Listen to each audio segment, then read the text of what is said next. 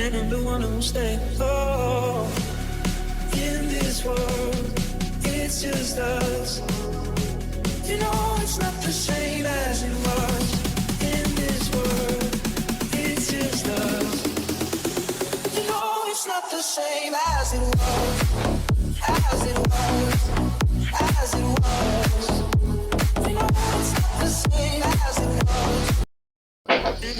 Hola, ¿qué pasa, chavales? Ya estamos de vuelta en el canal con un nuevo vídeo de asesinos en serie. Nuestro asesino en serie de hoy será Mikhail Popov, o más conocido como el Purgador de Policías. ¡Empecemos! El Purgador, de policía al mayor asesino en serie y feminicida de Rusia. Mikhail Popov violó y mató a más de 80 mujeres en Angarsk. Era noche cerrada y el viento gélido soplaba en la población rusa de Angarsk. Svetlana regresaba andando a casa tras pasar la tarde en casa de un amigo cuando un coche patrulla paró a su lado. El oficial bajó la ventanilla y, al verla tiritar de frío, se ofreció a llevarla. La joven, de 17 años, aceptó de buen grado y se subió al vehículo. Lo siguiente que recordó la adolescente fue que el policía golpeaba repetidamente mi cabeza contra un árbol. Tras violarla y tratar de matarla, Svetlana finalmente sobrevivió al ataque del conocido como el Purgador. Mikhail Popov se valió de su posición para ganarse la confianza de sus víctimas y perpetrar más de 80 feminicidios en Rusia. Condenado a cadena perpetua, este asesino en serie aún sigue confesando sus crímenes. Los dos últimos, este verano. Asesino espontáneo. Mikhail Viktorovich Popov nació el 7 de marzo de 1964 en Angarsk, Rusia, pero poco se sabe sobre su vida familiar, personal o laboral. Entre los detalles que trascendieron, su matrimonio con Elena, el nacimiento de una hija, Ekaterina, que ejerció como policía en la región de Irkutsk, y hasta su detención, su trabajo como guarda de seguridad en una empresa química. A partir de ahí solo conocemos su faceta criminal, la demostrada con pruebas y la que el propio asesino fue relatando con el paso de los años. Una carrera que, según contó él mismo, comenzó de forma espontánea tras ver a una prostituta deambular en estado de embriaguez y que físicamente se parecía a su madre, algo que le perturbó. Parece ser que la matriarca era alcohólica y maltrataba y abusaba físicamente de Mikhail cuando aún era menor. Aquellos dolorosos momentos llevaron al entonces policía a tratar de eliminar dichos recuerdos ejerciendo la violencia contra las mujeres. Una misoginia que se saldó con más de 80 asesinatos entre los años 1992 y 2000. El lugar elegido para sus crímenes, Angarsk, una pequeña ciudad de Siberia con unos 250.000 habitantes, que sufrió el terror de unos feminicidios que tardaron décadas en resolverse. Las mujeres no salían de casa por temor al bautizado como el hombre lobo. Y es que su modus operandi reflejaba la ferocidad de sus actos. La elección de sus víctimas no era al azar. Popov seleccionaba a mujeres corpulentas, de entre 17 y 40 años, con una estatura de entre 1,50 m y 1,70 m y con evidentes signos de ebriedad. Una vez encontrado al objetivo, el uniformado policía se ofrecía a llevarlas a su destino en el coche patrulla. Ninguna de las mujeres sospechó jamás que bajo aquella apariencia de amabilidad se escondía un feroz asesino en serie. Una vez en el interior del coche, las golpeaba en la cabeza hasta dejarlas inconscientes y ponía rumbo a las afueras de la ciudad. Buscaba lugares apartados y solitarios, principalmente bosques. Una vez solos, las desnudaba y las atacaba con cualquier objeto punzante. Utilizó desde hachas, cuchillos, punzones o destornilladores, hasta garrotes, martillos, bates de béisbol o tacos de billar. Necesitaba hacerlas sangrar, era su modo de excitarse para después, cometer salvajes agresiones sexuales. Una vez perpetradas las violaciones, Popkov terminaba con la vida de sus víctimas. A algunas las decapitó, a otras las estranguló o apuñaló, incluso les extrajo determinados órganos como el corazón, y llegó a practicar necrofilia con los cuerpos ya fallecidos. Después, abandonaba los cadáveres en zonas boscosas, carreteras poco transitadas o cementerios. Aunque el asesino nunca siguió el mismo patrón para matar, todos sus crímenes tenían algo en común: su sadismo. Este maníaco, como también llegaron a denominarle en los medios de comunicación, fue uno de los hombres más buscados por las autoridades. Durante años se especuló sobre su identidad: camionero, ferroviario, sepulturero. Pero al no dejar rastro alguno en las escenas de los crímenes, se barajó que podrían estar ante un agente de la ley. Pero, ¿quién? Las supervivientes. Solo hubo 2 testigos que reconocieron a Popkov.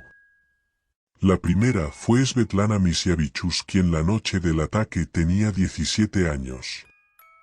Pensé que era seguro ir con un policía, explicó en una entrevista para Daily Mail. La noche del 26 de enero de 1998 era especialmente helada en Angarsk. Tenía tanto frío de la cabeza a los pies que acepté y subió al coche patrulla. Lo siguiente que recordó fue que él golpeaba repetidamente mi cabeza contra un árbol. Estaba completamente desnuda, temblando, y vio en sus ojos que quería violarme. Sin embargo, él estaba mudo, no respondió a nada antes de agredirla. En un momento dado, Svetlana logró zafarse y pedir ayuda a unos transeúntes, pero no quisieron socorrerla. Aquí fue cuando Popkov la alcanzó y se la llevó de nuevo. Lo siguiente que supe fue que me desperté en una morgue, aseguró la superviviente. Me desperté, me senté y vi una etiqueta en la punta de un cadáver a mi lado, pero de la impresión se desmayó. Horas después despabiló en un hospital, pero el trauma fue tal que no recordaba nada de lo sucedido, ni siquiera su nombre ni su edad. Apareció con la mitad del cabello arrancado, el cuerpo paralizado de un lado y con un estrés postraumático que le duró después de 20 años. Su ataque me hizo envejecer 7 años, confesó. No podía caminar ni hablar. Tuve que aprender todo de nuevo desde el principio. Me llevó 2 o 3 meses. Tuve un tartamudeo, y todavía lo tengo, manifestó.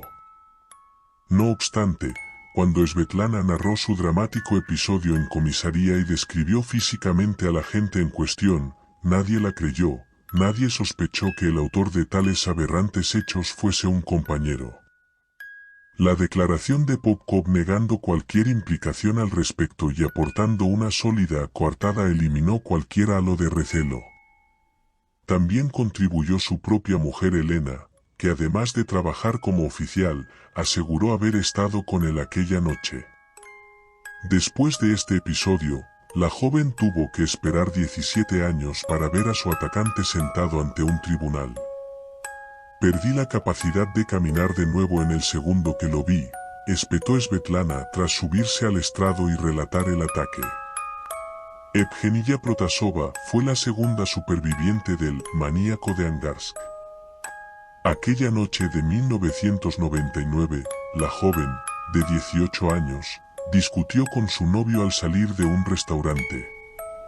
Quería que fuera a su casa, pero me negué rotundamente. Él se enfadó y le gritó que se fuese por su cuenta. Aquí fue cuando Popkov apareció, la convenció para subirse al coche policial y tras un contundente golpe en la cabeza, la llevó al bosque. Al despertar la sacó a rastras del pelo y continuó golpeándola fuertemente. Recuerdo vívidamente esa cara, parecía una bestia, y me asusté por completo, dijo Evgenia. Pese a que ella tenía claro que la iba a matar, no se rindió, sacó fuerzas de flaqueza y logró escapar. Pero solo durante un momento, él la atrapó de nuevo y prosiguió con el suplicio. Entonces todo se volvió a negro hasta que despertó en el hospital de Irkutsk. Había sobrevivido milagrosamente. Las pistas. Los asaltos a Evgeniya y Svetlana no fueron los únicos que consumó el también denominado asesino del miércoles, por ser este día de la semana cuando se hallaron la mayoría de los cadáveres. Las autoridades actuaban desesperadas por descubrir al serial killer, mientras que éste se encargaba de desviar la atención participando en las investigaciones. Durante años, aparcaron las dos únicas pistas fiables que obtuvieron en las escenas de los crímenes, una muestra de ADN y las huellas de neumático de un vehículo 4x4. Por no mencionar, las declaraciones de las dos supervivientes.